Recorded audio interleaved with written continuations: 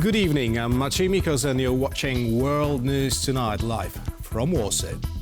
Political turmoil in Georgia continues after anti-West ruling party MPs elected a new president. The current pro-European president says she will not resign as she believes that parliamentary elections were rigged. More on this in a moment, but first let's take a look at the latest headlines. Donald Trump has talked to Kyiv about ending the war. Satellite imagery shows Russian forces evacuating from Syria. And South Korea's parliament has voted to impeach the president.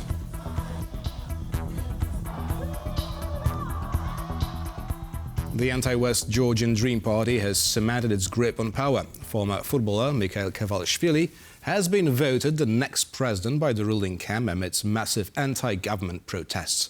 Meanwhile, the European Union is considering imposing sanctions on the South Caucasus country. Kazimierz reports. Mikheil Kavelashvili. Inside the Georgian parliament on Saturday, the announcement of Mikheil Kavelashvili as the country's next president was met with thunderous applause from the ruling party. Outside, no one was in the mood to cheer. These people have been protesting here for weeks, ever since the pro-Russian Georgian Dream won re-election in October and froze EU accession talks until 2028. Today's presidential elections cannot be legitimate simply because the parliamentary elections were falsified. Since the change of regulations in 2017, the president of Georgia is appointed by an electoral college in the parliament. This year was the first time this new rule was used. With no other candidate running, the election of former footballer Kavelashvili has secured the ruling party's grip on power.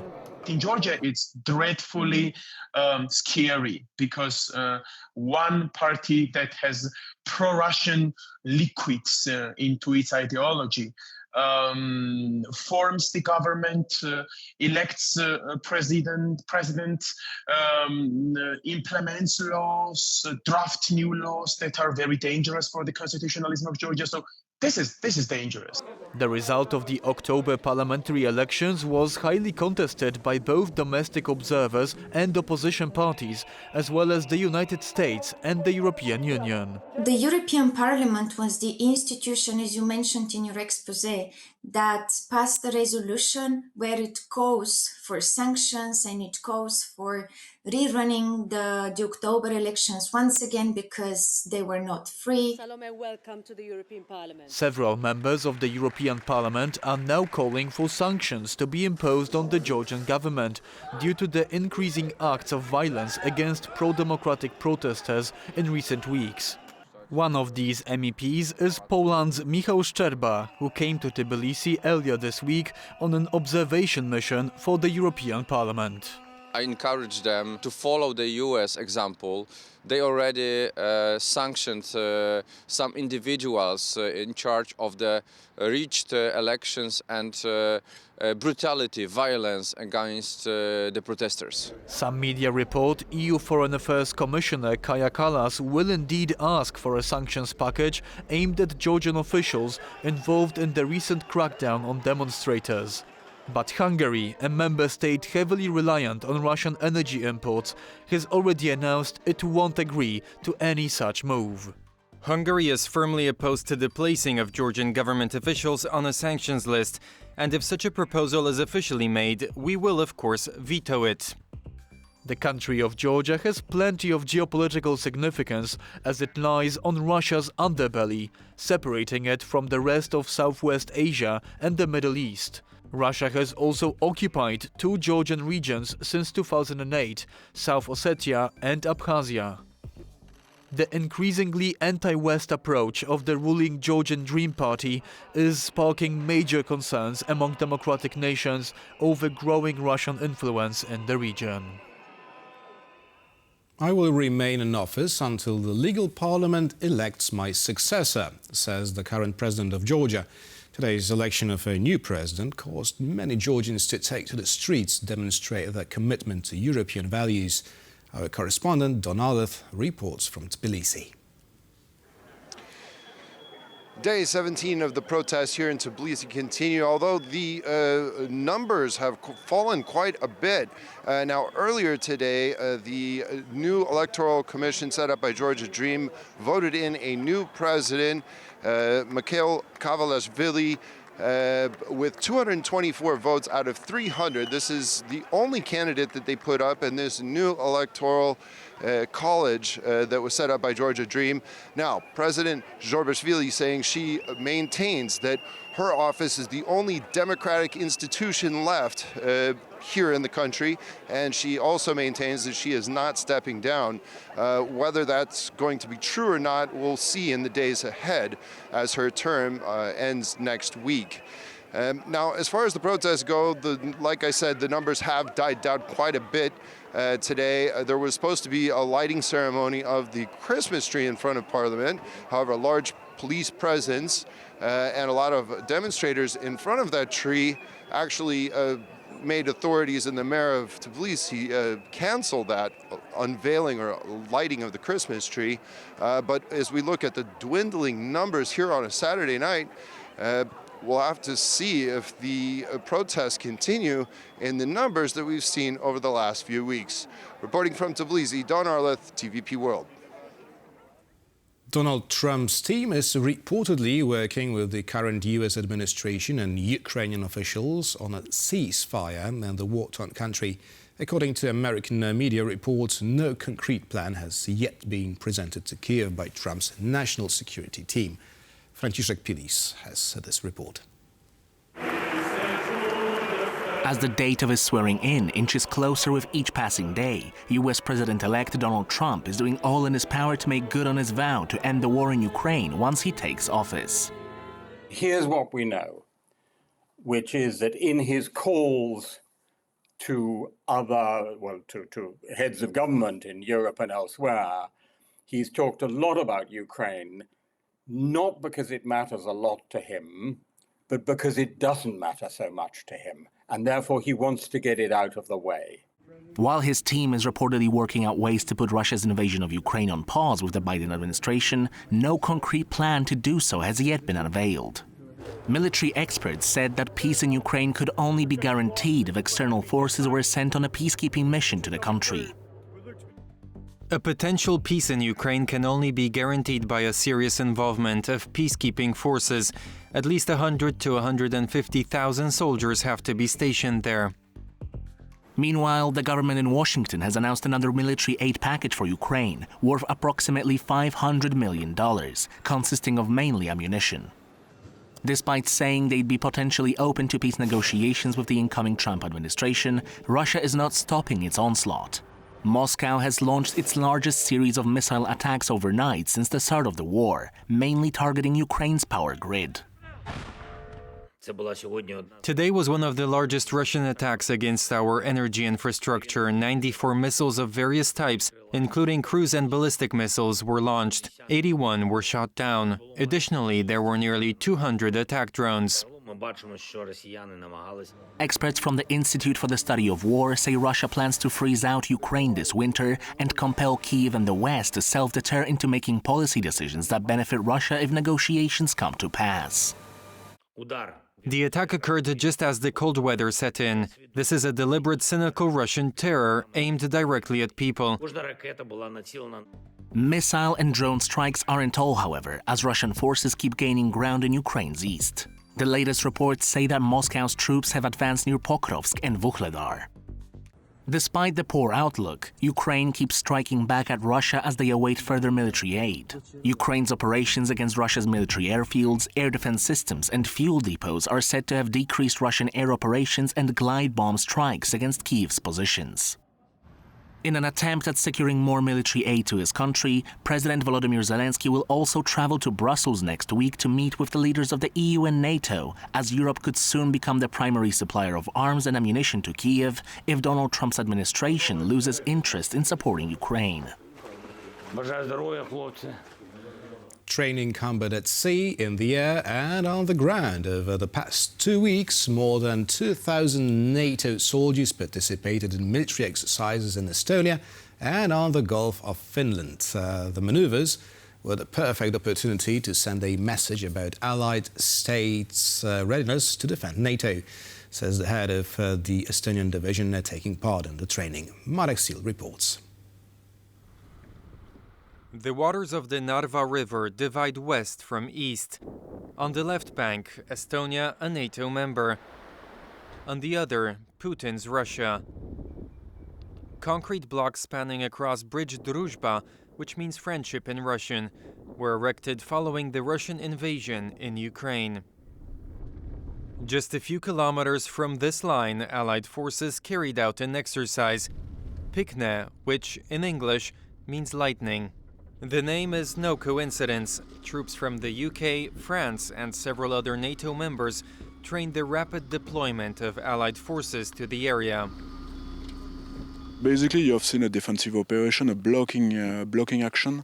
So, like the simulated enemy arriving was blocked on a first position, then tried to bypass our forces, and then we moved to second and third position using both vehicles.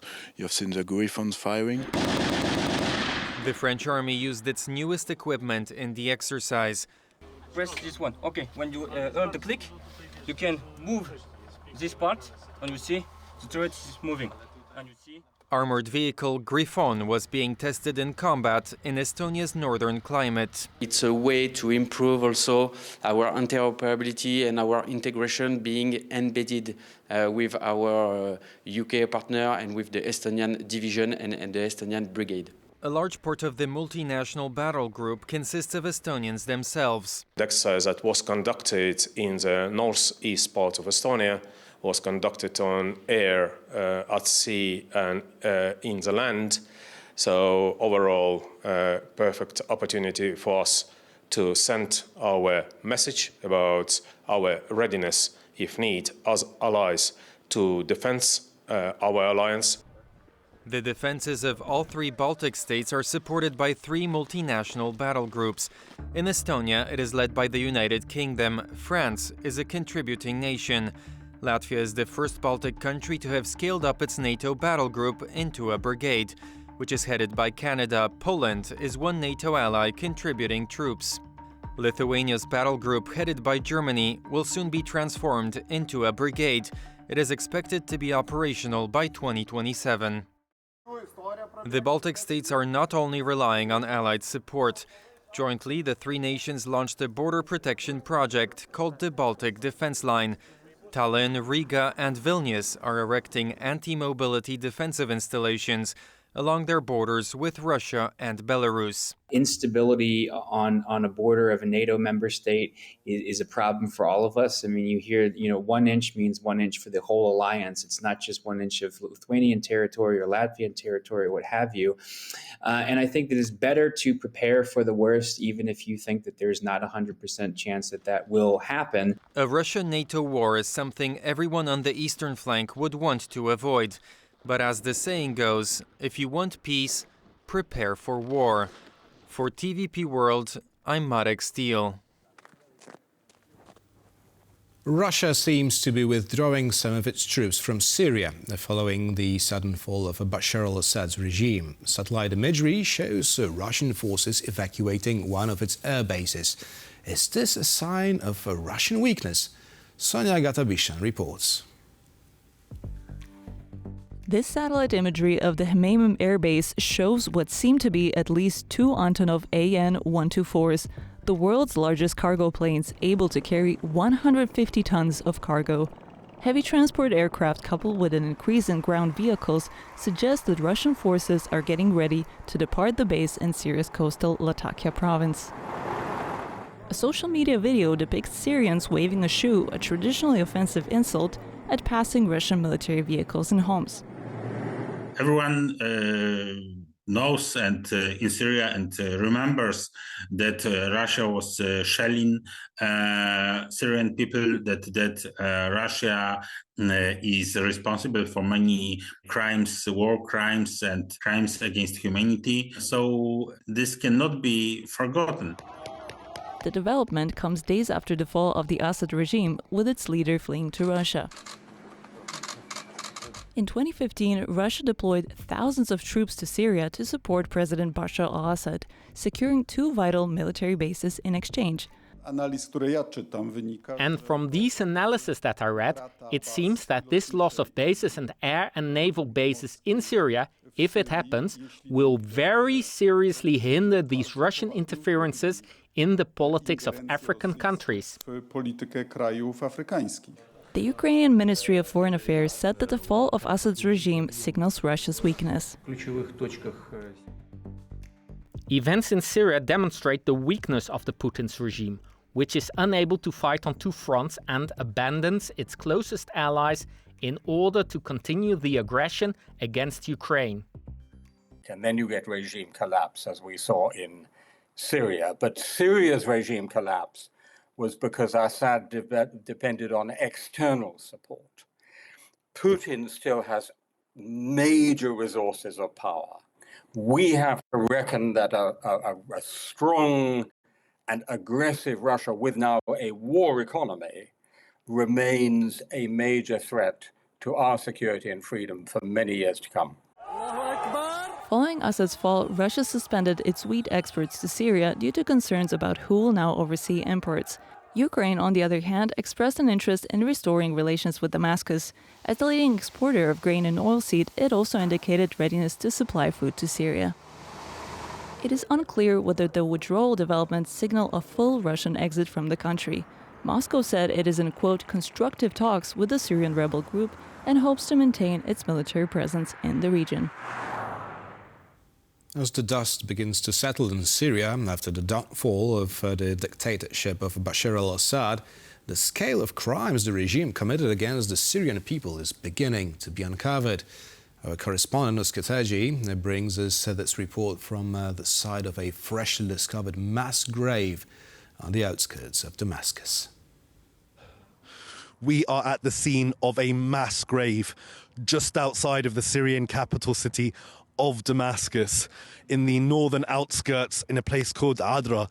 Behind me and below us, you will see row upon row upon row upon row of graves. Now, open source researchers have tracked this site for some time using satellite imagery. It's believed that this grave was dug as far back as 2016. This area was completely controlled by the regime, and it is believed that many of the bodies buried here are victims of the Assad regime. Now, most of these graves are completely covered. However, there is a small stone that has been turned over to the left of us, and being pulled out of there as we speak are bags of bones containing human bones, human remains, and on the bags are written the names of the people who have died there. These bones have clearly been here for some time now, maybe as long as 8 years. And when TVP World arrived, there was a man here who was here looking for his family, his relatives, who had been abducted by the regime. Let's take a listen to what he had to say. What religion, what sect, what kind of people could do this to human beings? We're all from the same earth, so why do people kill like that? It's full, all the way to the end, it's all full. I have 2 brothers. After we left from Ader al-Balad to Amalia, the regime took them, Jihad al-Hamad and Hussein Salid al-Hamad. Their mother's name is Mariam. I was there when they took them and put them in the trunk of the car because their identity cards were from Baba Amr. They disappeared and we still haven't had any news of them. While this area has yet to be exhumed, the true horrors of what the regime did to the Syrian people are only starting to be uncovered now. And in places like this, the reality of the regime's detention, torture, and execution facilities is becoming laid bare for the entire world to see. It's Uskateji reporting from Damascus for TVP World. The South Korean president has been impeached today following 11 days of nationwide protests after his failed attempt to introduce a martial law plunged the country into chaos. His duties will be taken over by the country's prime minister. Our correspondent Gabriela Fesnak has the latest from Seoul. Thousands of Koreans are currently returning home after the opposition's second attempt to impeach the president Yoon Suk-yeol has finally succeeded. According to the Seoul Metropolitan Police, at least 200,000 people attended the protest rally in front of the National Assembly building on Saturday. As soon as the news of President Yoon's impeachment broke, the crowd erupted with joy. I'm so moved, and I think the people won. I feel so happy that I burst into tears. Today, our people achieved something amazing. The opposition first attempted to impeach President Yoon last Saturday, but the motion failed after most of People's Power Party members boycotted the vote, causing the results to be invalid. Hoping to placate the voters, the PPE then promised orderly early retreat of the president, announcing that the party would take over the task of stabilizing Korea's democracy. Even before the president steps down, he will not interfere in state affairs, including foreign affairs. But this announcement did little to quell the unrest and pressure on Yoon to step down. Tensions continued to mount amid daily nationwide protests and widespread discontent. Today's vote passed with support from 204 out of 300 National Assembly members. Yoon is now suspended from his office, and Prime Minister Han Duck-soo is filling the role of the country's interim leader. The Constitutional Court has 180 days to decide whether to reinstate or permanently remove Yoon from office. Yoon is also banned from leaving the country as the authorities investigate whether he and others involved in the martial law declarations committed rebellion, a crime punishable by death under Korean law. So even though many Koreans are currently going back home feeling relieved, the fallout from Yoon's attempt at introducing martial law will continue well into 2025. For TVP World, Gabriela Fesnak. As Georgia plunges into political chaos, driving the country inevitably into the Russian sphere of interest, NATO tests its preparedness for a possible Russian attack in the Baltic region, and peace in Ukraine seems as distant as before. And to talk about it all, we're joined by former Latvian Foreign Minister Artis Pabriks. Good evening. Good evening. So let me start by asking about Russia. Now, should EU impose sanctions on the members of the Georgian government? Well, it's not an easy question because we know that many sanctions do not work by itself. And I don't think that might change very much in Georgia. But obviously, we have to send a strong signal, first of all, to the current Georgian government, that we are not going to tolerate such type of behavior if they want to have anything to deal with us, especially taking into account that Georgia was planning to join European Union. At least officials have been declaring that. And secondly, I think we have to continue to send strong signals that we are standing with opposition and we are standing with Georgian people. So if we want to discuss sanctions on EU level, we must, first of all, understand what type of sanctions and are we all ready to implement these sanctions? Because if we are not ready to do this, then it simply will divide again us inside, because there might be some countries in European Union which simply might object. And secondly, I would not like to see sanctions which are just kind of makeup of action. It is already becoming a bone of contention for the EU, as Hungary has already declared they will oppose any sanctions on Georgia. Now that Georgia has a new president, in your opinion, could this lead to an end of pro-EU protests or rather on the contrary? I believe that at the end, Georgian future is in the hands of their own people. And my understanding is that at this moment, Georgian society is quite deeply divided, and Georgian opposition is not ready to give up, especially after this kind of farce about elections of Georgian president, former football player, and basically a person which is very close to the current Georgian prime minister. So my guess would be that if Georgians really want, as a nation, to continue to be a European nation, they should continue these protests. As simple as that. Now, today we've talked about major military exercises in the Baltic region taking place in Estonia, if I'm not mistaken. But how would you rate Latvia's and other Baltic states' preparedness for a potential conflict with Russia, especially in the light of the recently ended military exercises? It's almost 3 years into the full scale of Russian invasion in Ukraine, and I'm wondering whether NATO is prepared any better than 3 years ago. Well, I would say that Latvia and the Baltic states and probably Poland and Finland and even Sweden, we are much better prepared for any type of conflict and for the defense of our countries than 3 or 4 years ago. Can I say it about whole NATO? I would say yes, in some way NATO awareness and awareness of countries have been rising, but it is far from being satisfactory, because we know that during these last 3 years, Russia basically reformed itself as a country into the wartime machine with all the flaws, because Russia cannot simply live without flaws. I mean, that country cannot be governed like Japan or Germany, sorry for comparison. But still, if we are looking on the streets of ordinary Western European cities, then public opinion is very far from getting ready to engage in any kind of conflict. We can see that large percentage of Western societies are not even ready to take arms in their hands to defend their freedoms. So, and they are members of NATO as well. Many countries even do not reach 2% in defense budget. Defense industries are still underdeveloped and do not know what to expect in 1 or 2 or 3 years. So I would say it's better than 3 years ago, but it is not like it should be.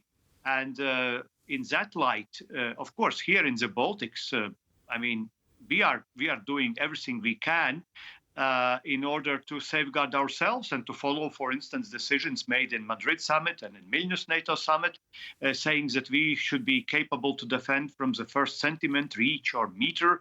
And this is why we also construct these defense lines next to the border. We invest in our security forces. We are also increasing support for our interior forces, including police and intelligence. But, you know, until our allies. And you're also building a defensive line along the borders of 3 countries. But there's something else I'd like to ask you about. Polish Prime Minister has already excluded the possibility of sending any Polish troops to Ukraine to serve as sort of peacekeepers there after a truce or an armistice is reached in Ukraine. Now, what's the Latvian stance on the matter? We did not have here an official discussion on this, and no ministers have been coming out with position. But if you ask my position, I would be rather skeptical because, I mean, I don't think that current war in Ukraine and Russian invasion is something where we can, at this moment, discuss peacekeepers. Because, first of all, peacekeepers for what purpose? To keep Ukrainians down, to stop Russians to go further into the Ukrainian territory?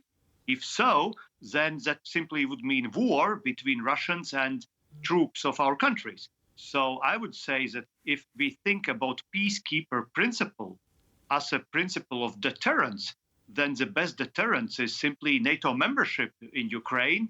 It is a maximum military support without any caveats or restrictions to Ukrainian armed forces. It is changes of Western economies to wartime economies. That would be deterrence. But to speak about peacekeepers, well, maybe if Americans or President Trump is speaking about European peacekeepers, maybe this is a method how to activize sleepy Europeans, those who are sitting on the balcony and just watching how others are doing the job to wake up. But I don't see how we can simply use peacekeepers in current circumstances. Well, you can deploy peacekeepers only after a lasting peace. has been reached. Artis Pabriks, former Latvian foreign minister, was our guest tonight. Thank you very much. Thank you. Good night. And thank you for watching and stay with us for much more here on TVP World.